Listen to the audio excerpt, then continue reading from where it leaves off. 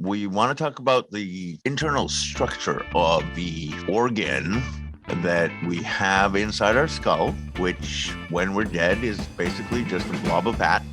Seemingly doesn't do very much, but when we're alive, it does what seems to us to be a lot of things because we have this notion of experience. We have a consciousness and we feel that we are experiencing the world around us. We have feedback with the world around us, especially with other people. We have a theory of mind. We think what other people are thinking, or at least we try to. We wonder about what other people are thinking.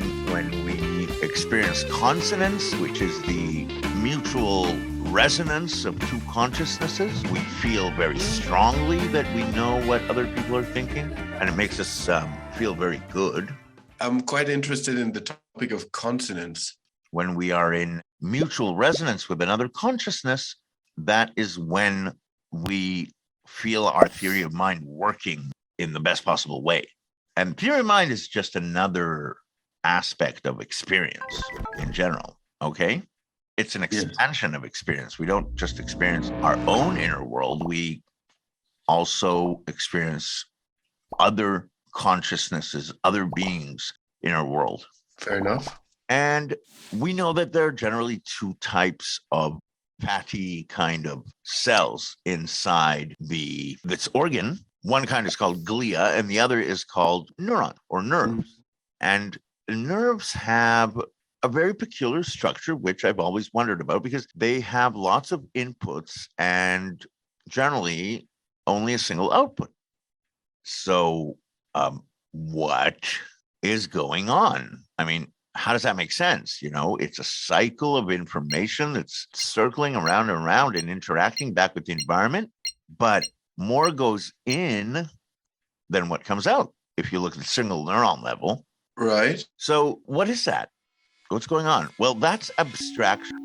Abstraction is like zooming in and zooming out at the same time because you throw in information in order to focus more on the information that you're interested in. So you're thinking more about less, which is basically another word for focusing.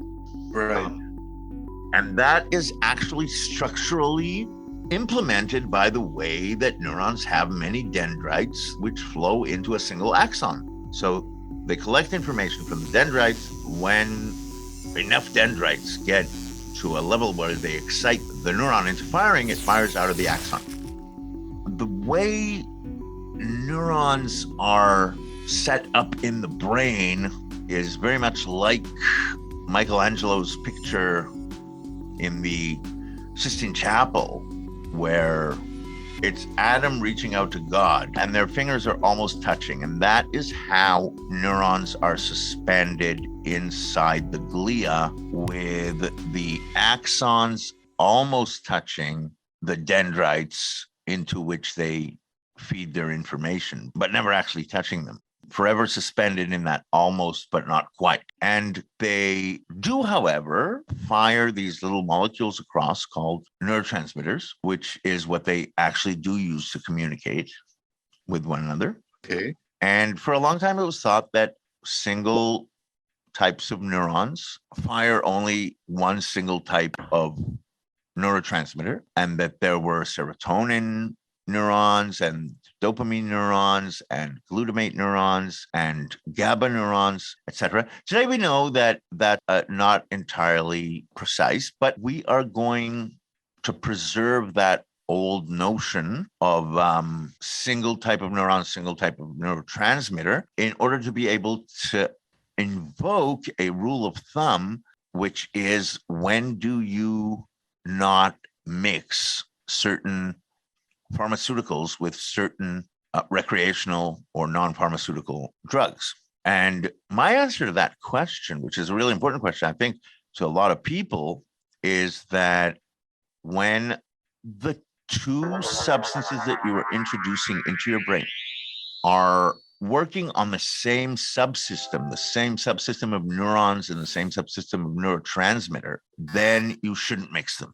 But when they are working on different subsystems, and people actually do, you can see people that combine downers and uppers, like the famous Speedball, I think it's called. Where you use heroin and cocaine at the same time. And that's not as dangerous as using alcohol and GHB at the same time. Why? Because alcohol and GHB both work on the GABA subsystem, whereas heroin works on the opioid subsystem and cocaine works on dopamine. So they don't really interfere with one another. It's kind of like if you've got a school and you want to introduce more students, but you don't want to be disruptive. So if there are already, let's say it's a high school and there's grade 9 students there, if you introduce more grade 9 students, you'll probably be disruptive. But if you introduce grade 12 students, they probably just won't interact with each other at all. So that is a rule of thumb that can keep things in check. Yeah, that's pretty much all I wanted to say today. Cool. So if I get it right, if you do not mix substances that work on the same subsystem, that is recommended by you not to mix things that work on the same subsystem like GHB and alcohol, but otherwise it's feasible. Otherwise, it's not as problematic, probably. Yes, as a It's rule. not as problematic as right. Yeah.